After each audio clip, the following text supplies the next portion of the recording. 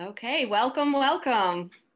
We'll give folks a few minutes to keep arriving. I'm Rachel Rosner, the president of Citizens Greener Evanston, and you are here for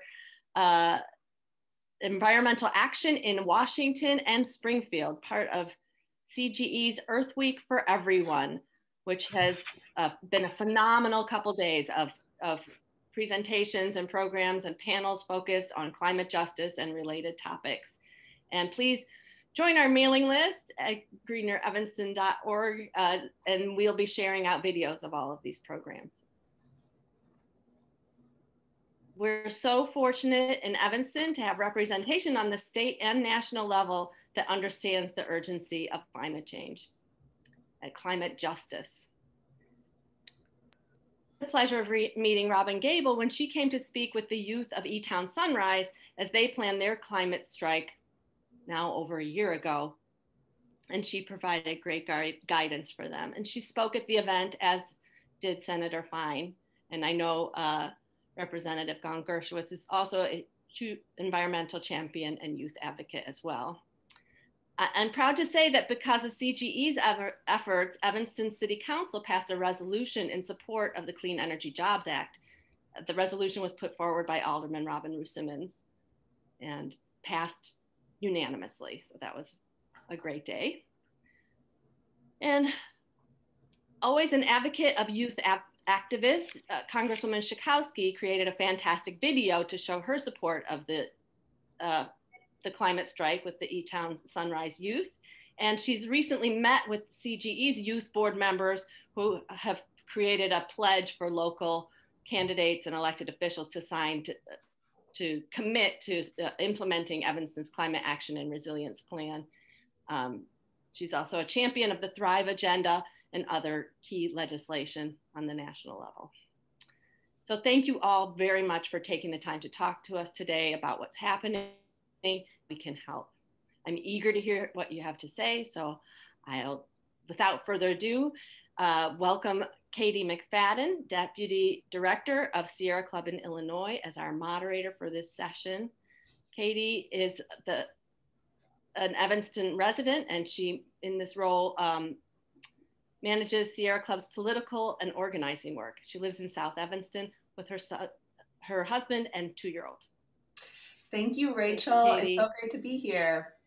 Excited that Sierra Club could partner with CGE on this event this morning. Happy Earth Week, everyone. As you heard, myself and our director, Daren, who you're going to get to hear from in just a minute, help lead the Sierra Club in Illinois, but we're both Evanston residents, so it's always fun to do stuff together. And also to get to hear from the women who are representing us in Springfield and Washington, who are all environmental champions and leading the way. So we're so lucky to those of us who live in Evanston about who is representing us.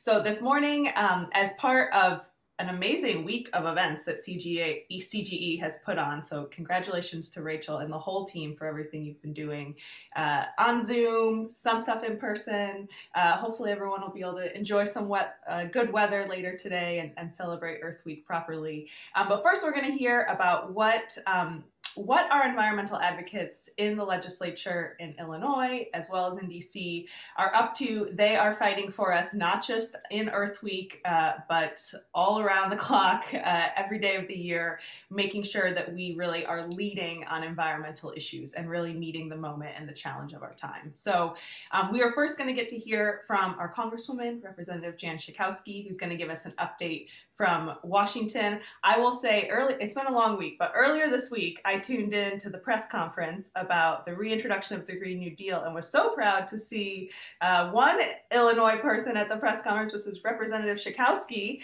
there representing Illinois, making us proud and standing up for the Green New Deal. So that was really fun to see.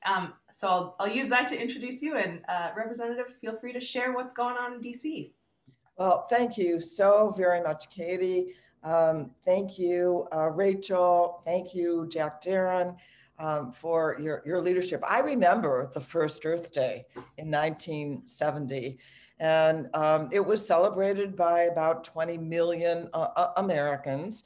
Now there's 190 countries that mark Earth Day.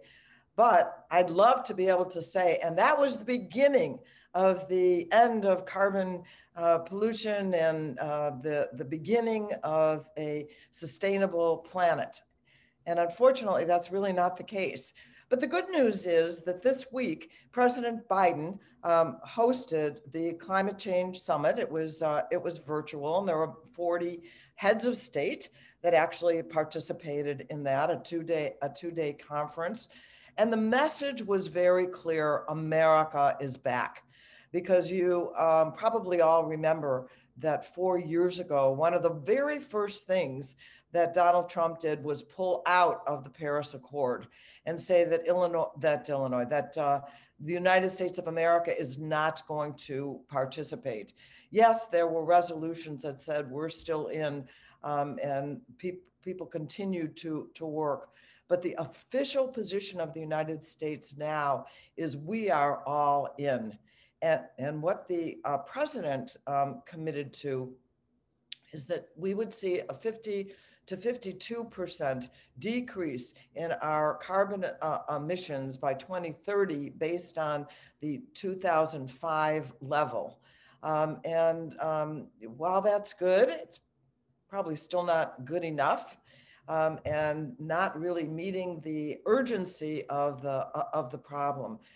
This last week, I heard from two great leaders, Al Gore, talking about how still in the United States, we subsidize the fossil fuel industry about 27 times more than we do renewables. From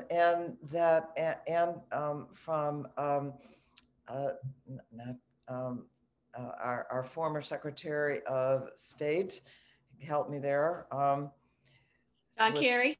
John Kerry. Kerry, thank you.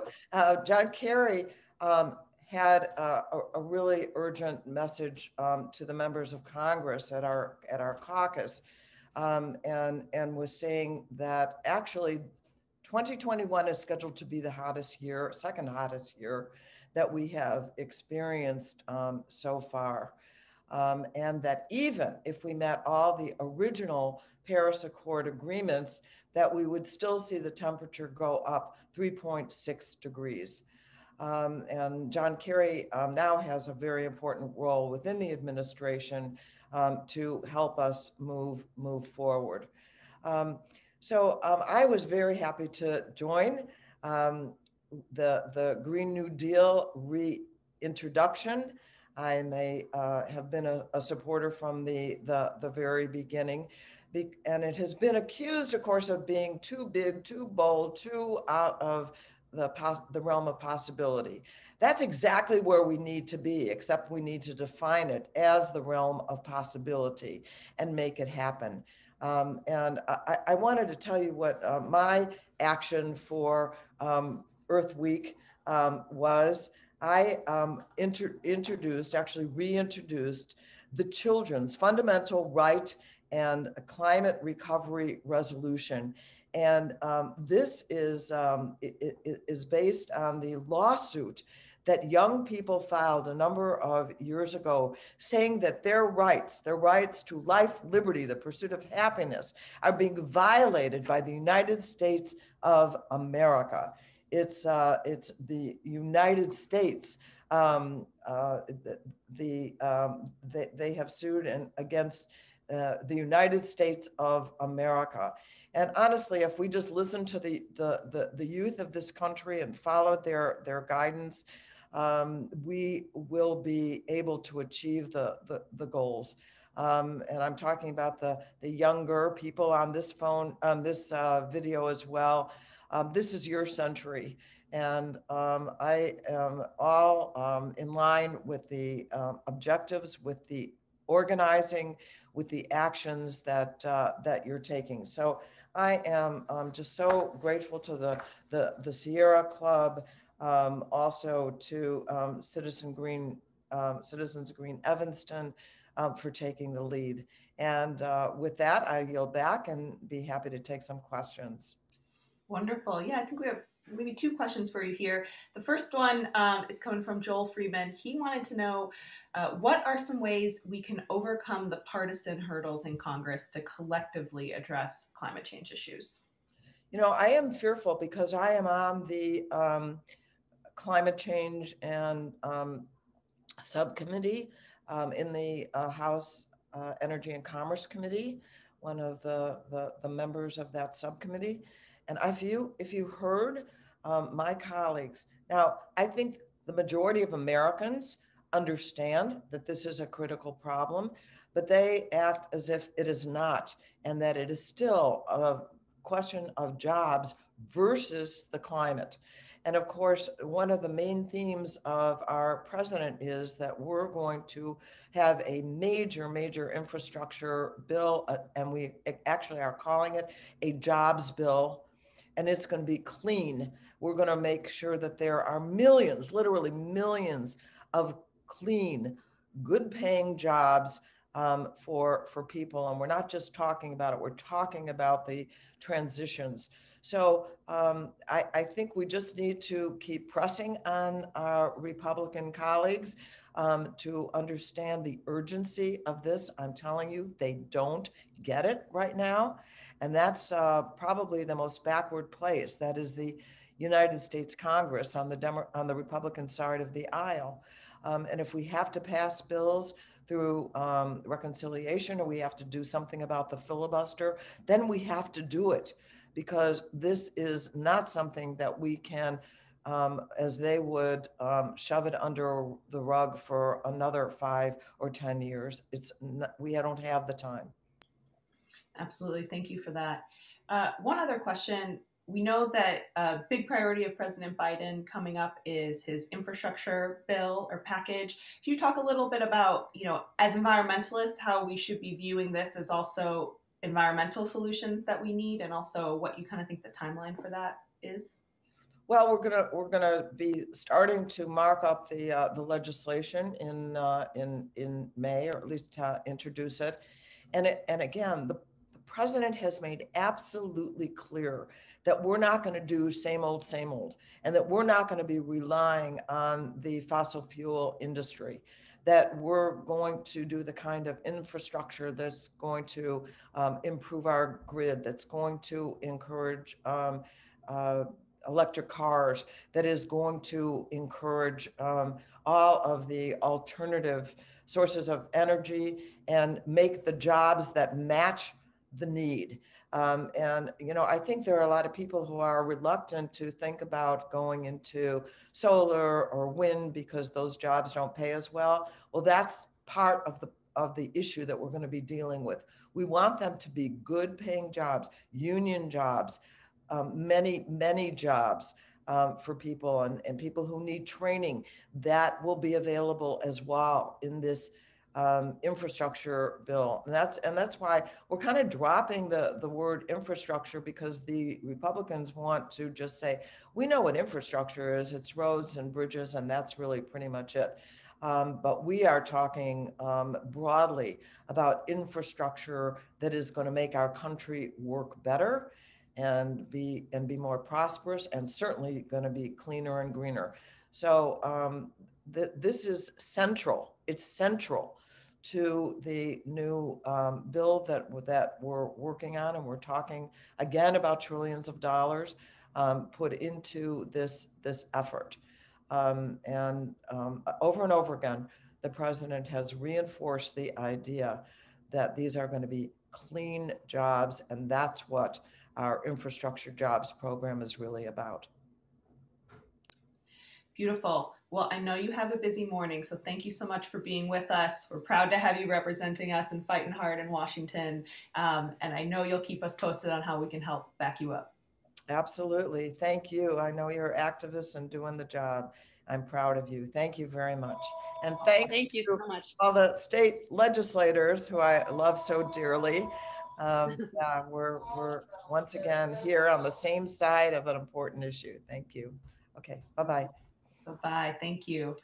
All right, we're now going to transition to talking a little bit about how Illinois can be leading the way, setting a good example and protecting our environment right here in our state. So I'm going to introduce Senator Laura Fine, who's going to talk a little bit about the issues she's taking leadership on with regards to the environment in Springfield. It's been a long week in Springfield, so we're very grateful to be able to hear from these folks. I bet they're very tired, but Senator Fine. It has been a long week, but it has been a good and productive week because we got some amazing things done.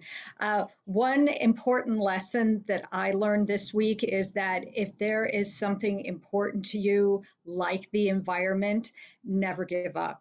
And a little running joke people have with me is they see me and they go, "Oh, Laura, coal tar," because this is an issue that I've been working on for 7 years. And believe it or not, 7 was my lucky number because I was able to pass a coal tar bill this year, and it passed unanimously. I know. I won't be bothering anybody about coal tar anymore. We'll just get it through the House now. The issue of coal tar has always been something that's important to me because it's carcinogenic and it's being laid on our parking lots and our play lots that our kids play on and our driveways that our dogs lie on, and it's carcinogenic and it's getting into our water. And so I have had major pushback by industry for 7 years now. And I wouldn't give up because this is something that I feel we need to get done for our children and for our health and for our aquatic safety and our environmental safety. And finally this year, somebody from industry came in and said, "I can't believe you won't give up on this. So let's sit down and see how we can hammer this out together." And is it everything I wanted? No, but it's a really good step in the right direction. So with this legislation, we need to have schools and government agencies put something out there saying, "Hey, we're going to be using coal tar. We've already looked to see what else is out there. If there's another product out there that we can use that's non-carcinogenic, we can use that instead." So I think this is a piece of legislation that's very important to consumer protection and to our health and our families' health as well. So I'm just glad to get that one off our plate. Really quick rundown, because I know my colleagues have a lot of good things to say about what took place in the Senate this year. We also passed a piece of legislation that's going on to the House now that will ban PFAS. Senator Laura Ellman had that piece of legislation, and we were able to get that done this session. A few other pieces of legislation that I just want to mention, we're working on lead service line replacement. That requires every municipality to have a plan in place to replace their lead service lines, as well as a robust inventory of how to prioritize vulnerable communities, because we know how important that is. We passed another bill just this week talking about solar rights. So we are working with the Illinois Solar Energy Association to break down barriers in order to get solar into condominiums. And that's something that we've been hearing from our constituents about that we really want to get done. Just a couple more pieces that I just want to put on your radar screen that we're still in the process of working on that has not passed yet. Carpet stewardship. Senator Bush, who is the chair of our environmental committee in the Senate, has been working for a number of years on recycling carpet and carpet products. And I'm hoping this is the year for her too, because this is something that would really free up space in our landfills and be able to reuse a product that otherwise is put to waste and can create toxics in our environment. And we are also looking at transportation. There is a bill for IDOT performance planning that requires the Department of Transportation to establish and implement a transportation performance program for all transportation facilities. So my message with all this wide variety of legislation is we always hear about the big pieces of legislation that are so important, like CJA that Representative Gable is going to talk about. But there are a lot of other pieces of legislation working in the background that we're trying to get done too in order to protect our environment. So with that, I am going to throw it back to you, Kady. Awesome. Thank you, Senator. Thank you for your hard fight over so many years. It's really fun to hear about that and get to celebrate along with you on so many pieces. And with that, I'm going to pass it to Representative Jennifer Gong-Gershowitz to hear what she's been up to in Springfield. Thanks, Kady.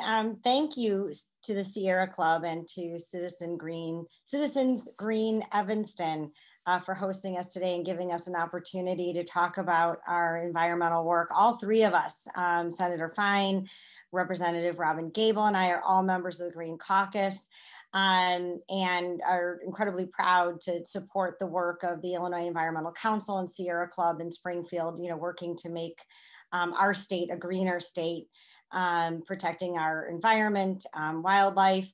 I'm going to talk a little bit today about our work to do something about plastics and pharmaceutical pollution. I think Leader Gabel is going to be talking more about our efforts on energy policy and our fight to get Illinois to reduce our carbon footprint and get us on a path to 100% renewable clean energy by 2050.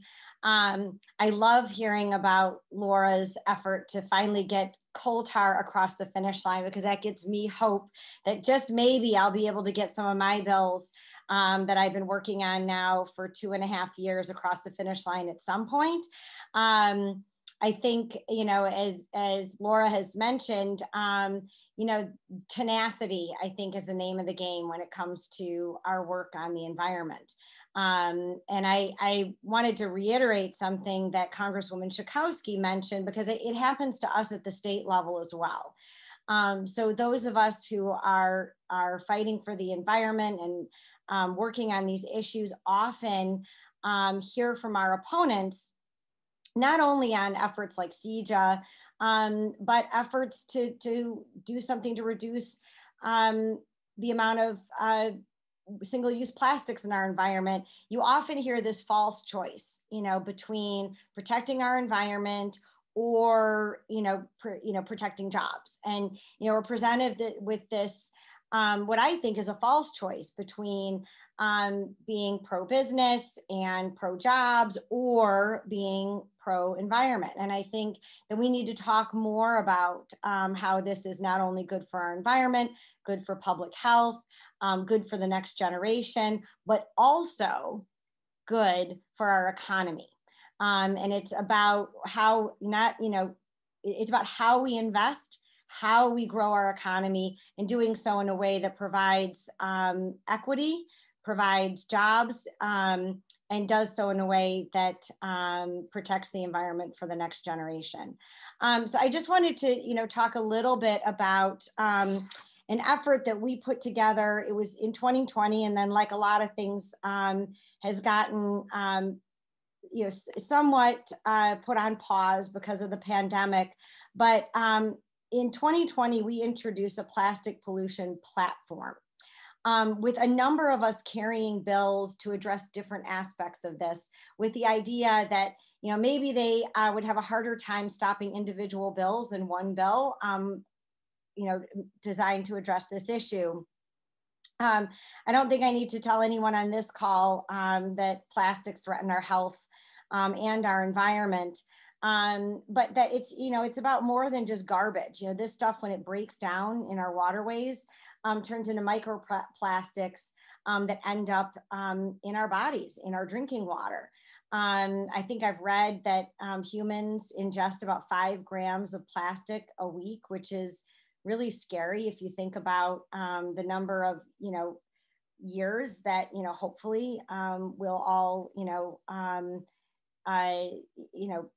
that we'll all have to enjoy. 5 grams of plastic a week, over the course of a lifetime is a lot of plastic.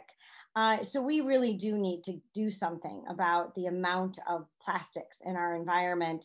I introduced a bill, House Bill 3067, which would ban polystyrene beginning in 2022. And Representative Williams filed a bill that would require single-use plastics be provided by request only. And Senator Morrison has a bill incentivizing the state procurement of recyclable and combustible materials. So we've been looking at tackling this issue on a number of fronts. The other issue I've been working on is trying to get our pharmaceutical waste disposed of properly. Commissioner Deborah Shore has, also from Evanston, has talked a lot about the fact that we cannot filter out pharmaceuticals through waste treatment. And so this ends up in our drinking water, ends up in our lakes and streams, impacts wildlife. And it also, left in medicine cabinets, poses a public health risk. And so one of the bills that I've been working on, I feel like this is my coal tar, Senator Fine. I have been working on it since 2019.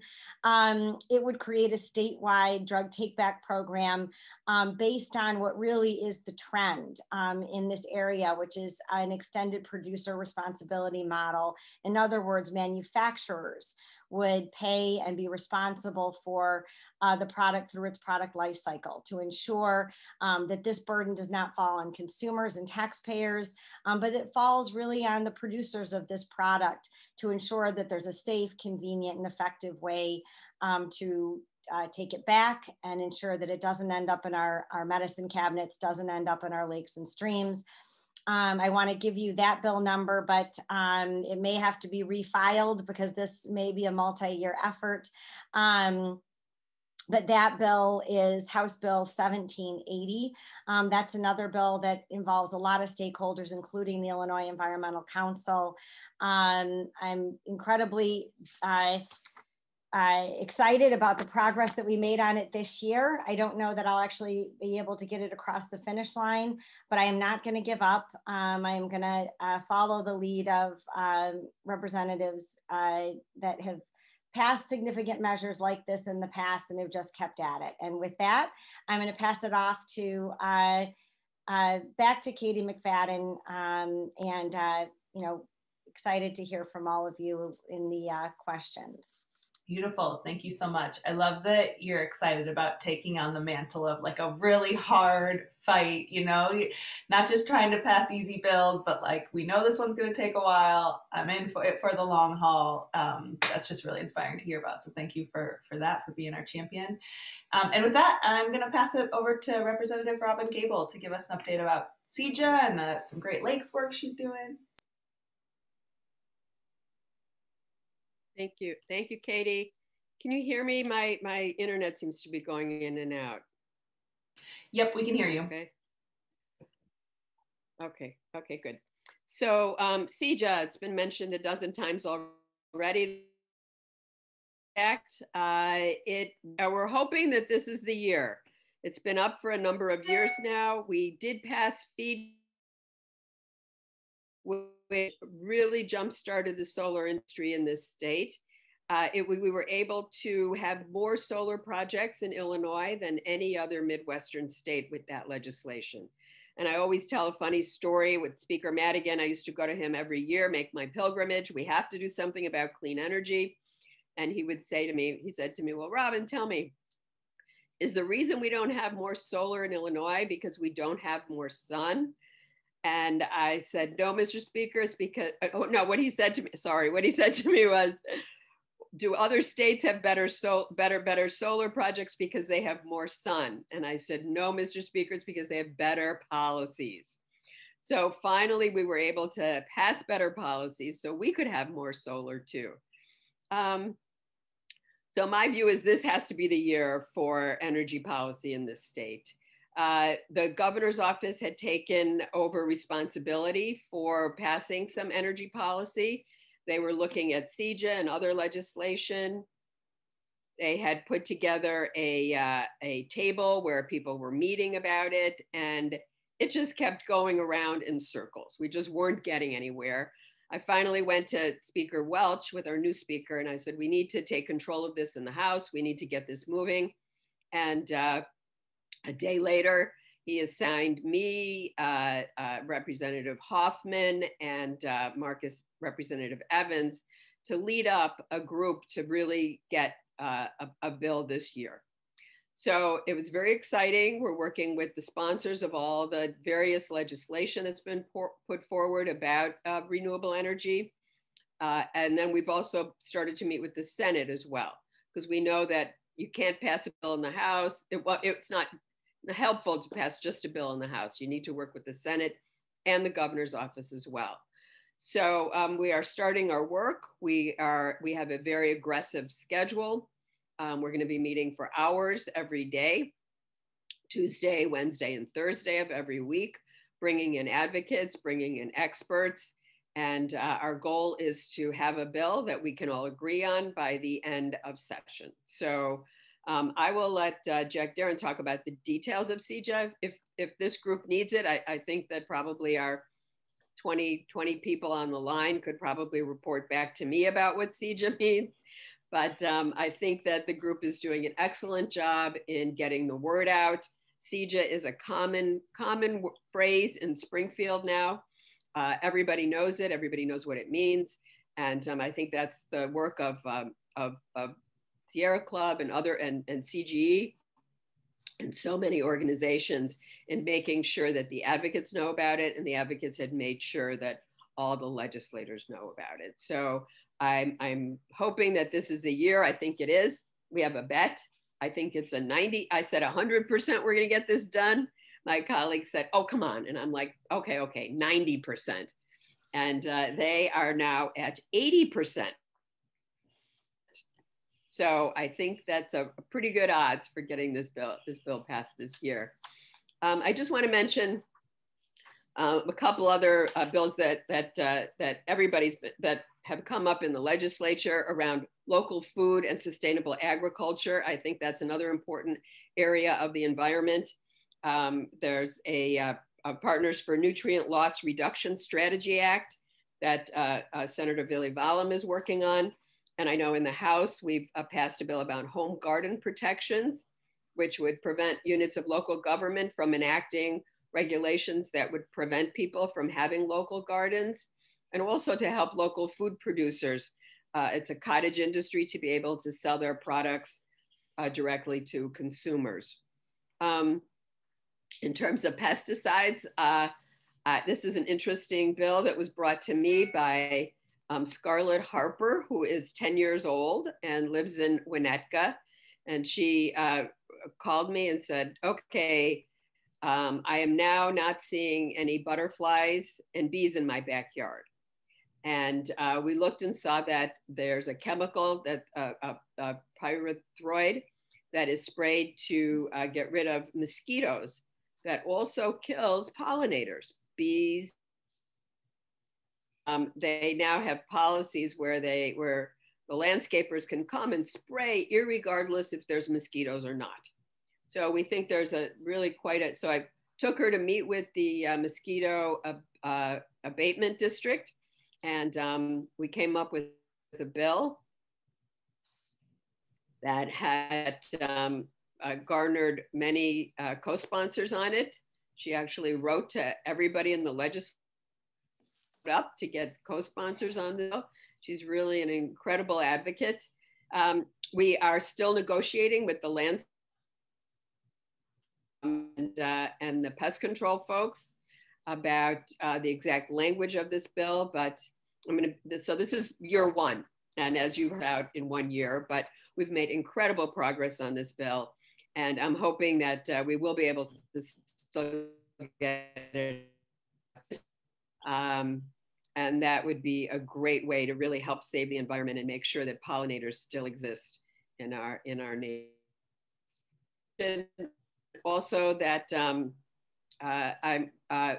all three of us legislators work at the ESG, Council of State Governments, and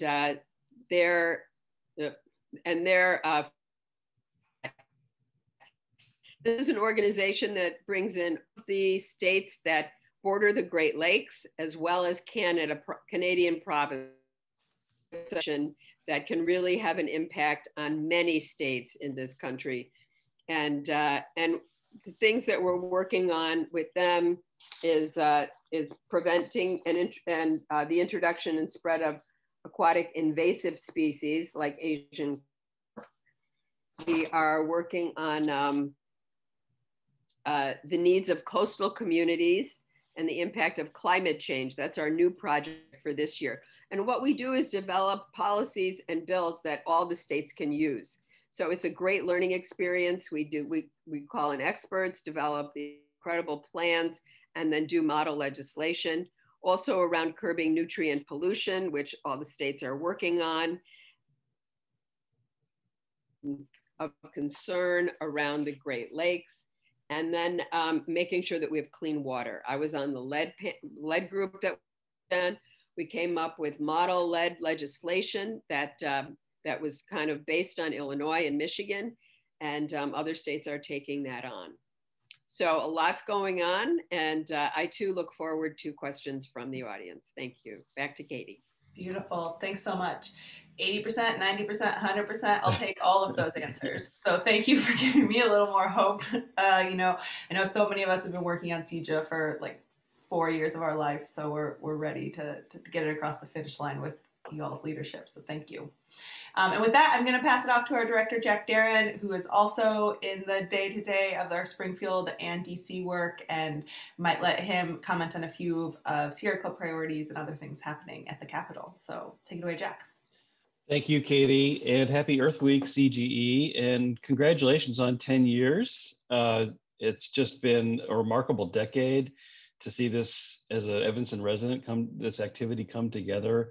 The accomplishments that you've already achieved. I mean, Evanston's climate action and resilience plan is great for our city, but also a model. We were the first community in Illinois to adopt such bold clean energy and climate goals and plans for getting us there. So thank you for leading the way. And I also really want to applaud of late CGE's focus on climate justice and environmental justice, and recognizing that we all in this movement have an obligation to stand by those who are most impacted by the environmental problems that we're trying to solve.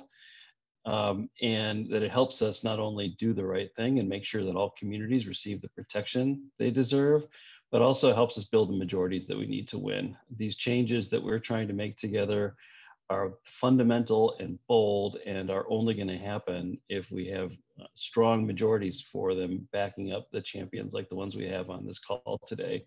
So love that focus, and keep up the great work. Can't wait to see what you do in the next 10 years.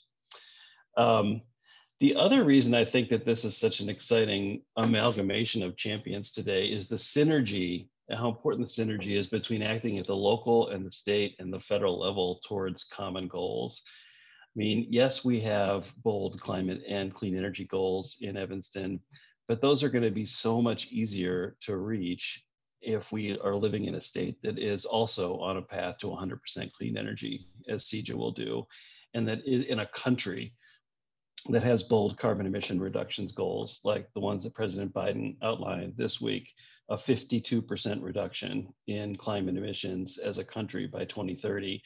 Now that we're back, not just on the world stage, but leading the world stage. So I don't think it's a coincidence that we've got champions at the state and the federal level really in leadership roles on these issues, not just voting the right way, but really pushing the agenda, and having the great work that's done here in our community by CGE and others really gives them the backing and to do those kind of things. And Robin, yes, love your optimism about CEJA. A big part of that, I think, is the leadership role that you're playing in the House and in the CEJA process in particular. So thank you for what you're doing, and working hard over the next 6 weeks to get this over the finish line. I see we've only got about 15 minutes left, and our advocates did a great job talking about a lot of issues. So I'm gonna, there's only one that I don't think I've mentioned that might be of unique interest to CGE, which is we're supporting environmental justice groups in Chicago who are proposing some reforms to the permitting process for EJ communities. I know that's been an issue here in Evanston.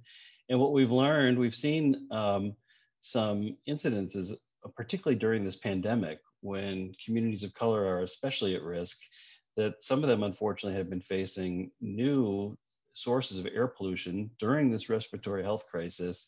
And the way that the Illinois EPA has been enforcing our existing laws has not taken into account all the other stressors on these communities, whether it's other pollution sources in their communities, or difficulty in residents accessing information and having a voice in the process.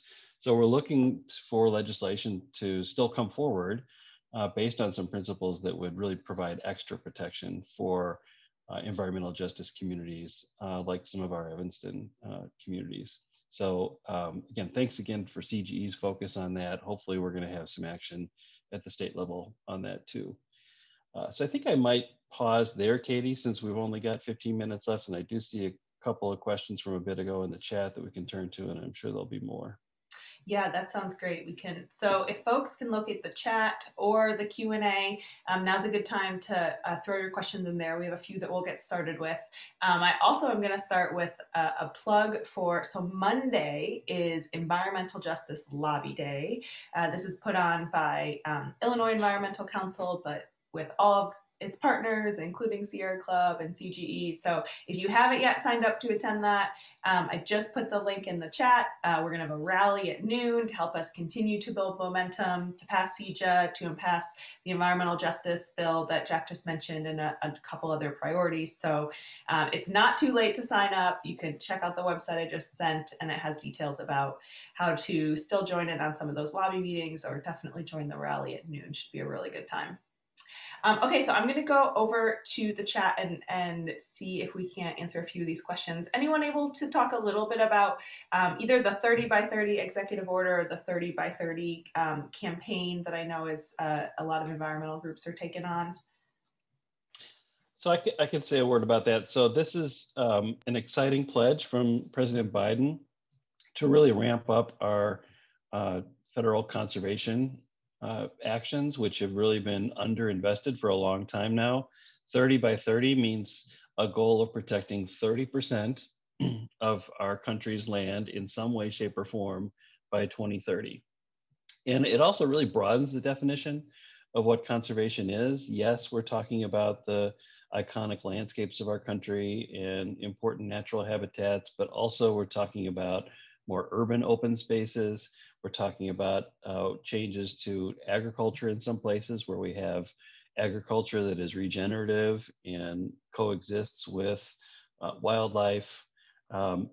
This is really exciting, particularly for Illinois, which, given our fiscal difficulties as a state, has had a really hard time investing in those priorities in recent years.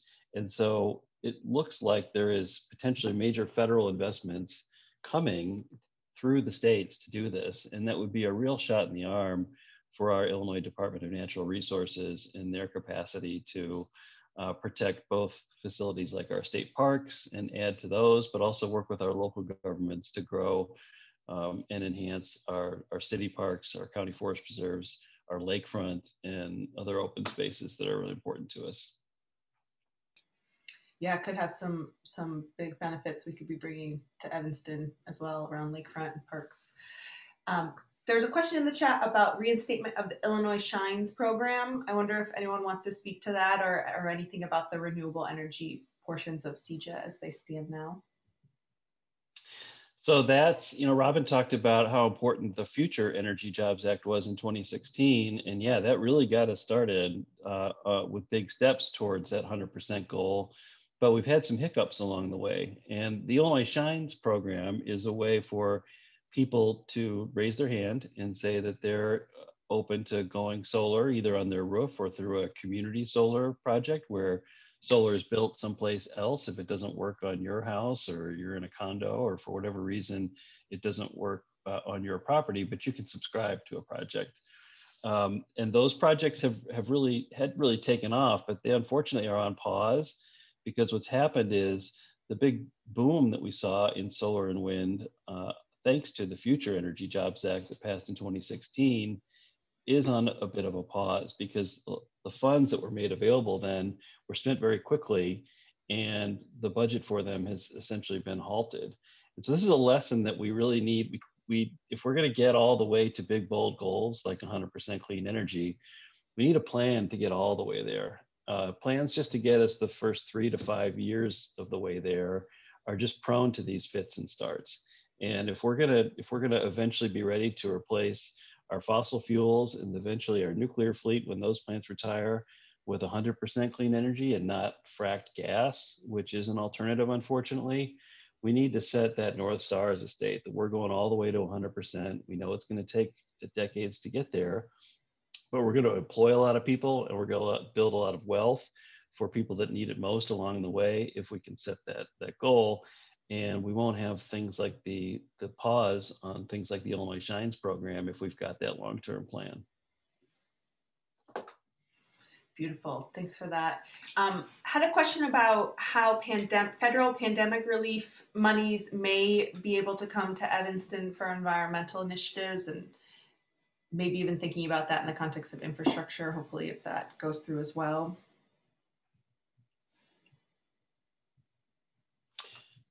I know lawmakers, you're one of the things in the budget you're going to be dealing with is how we're going to be able to use federal support, right? So I don't know if that's relevant here.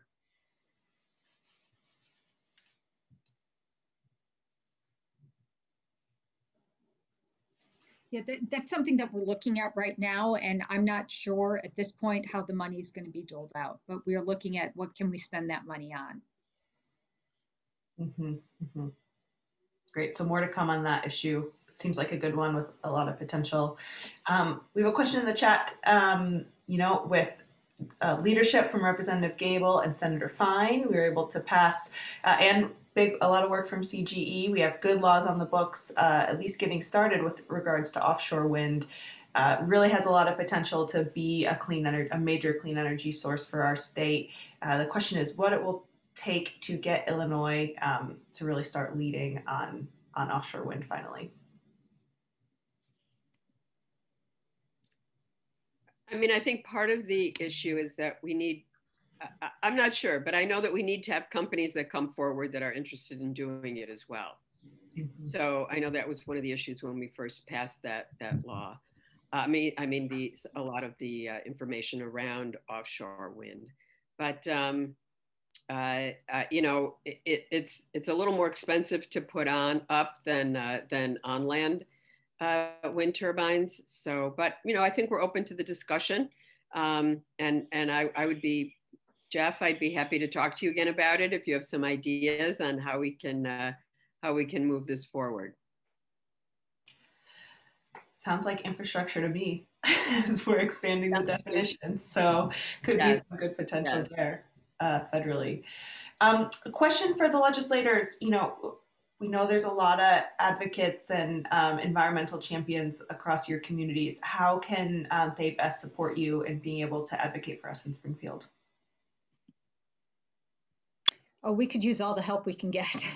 And especially now, because this is such an odd year, that usually when we're championing a bill, especially right now with CEJA, we'll have people come down and go to people's offices and talk about the bill. And unfortunately with COVID, that's not happening right now. So what we have to remember is that doesn't mean that energy needs to stop. It just needs to be redirected. And so we need to make sure that everybody contacts all their representatives, their senators, social media campaigns, phone calls, letter writing, email, witness slips, to make sure that people know in the General Assembly that these are important issues. And even though you're not there physically right now, we still need to get this done. I think it's important to work with statewide organizations do this work, because you in our district you have support, you have your legislators support this work, but there are some parts of the state where they're not as interested or they're not as in tune, and those are the legislators that need a little more pressure, and you need to talk to them a little more. I mean, I hear more about coal or about gas, and I think that when you work with state of the state who can help and speak with their legislators as well. Beautiful. And with that, I'm going to throw my email address in the chat as well. If folks want to get involved, we only have not a lot of days to pass CEJA. I won't try to remember the count unless anyone knows. And the Sierra Club, we're doing weekly phone banks to legislators, districts who we think need to be reminded why CEJA is so important. So if getting involved and helping make sure that, colleagues in the Senate and the House are ready to support our legislators in leading the way, that's something we can get you plugged into. All right, that is our program for today. I'm going to pass it back. Please. I was going to say it's a bipartisan issue. The environment, the environment concerns everyone. So I think, and I know that FEJA passed with bipartisan support. So, I think it's important to work to let the Republicans as well know that this is an important issue. Absolutely. Clean air and good paying jobs don't sound very partisan to me. So we're going to be working the whole state to make sure that we have support from every corner of the state if we can. Beautiful. I'm going to pass it back to Rachel, who is the Executive Director of Citizen Screener Evanston, who's going to wrap us up. Thank you, Kady, and everyone for sharing all of your, thank you, Ashwin, for sharing this slide. What an inspiring session. There is so much amazing work going on in Springfield. I learned a lot, and I'm sure others did too, and we'll be sharing out this recording to spread the word wider. I really appreciate, Jack, you highlighting that intersectional environmentalism piece and climate justice. And I know CEJA really is a climate justice bill at its core. As these videos come out, I want to mention there was an environmental justice panel. There was a green brainstorm for entrepreneurs of color that really highlighted how as the economy shifts to a greener economy, we have to uplift people of color in those efforts. And we had Andrea Densham of the Shed Aquarium talking about plastics, which was super relevant to the bill we heard about here. So looking forward to continuing strong relationships with all of you and continuing this conversation. So thank you so much.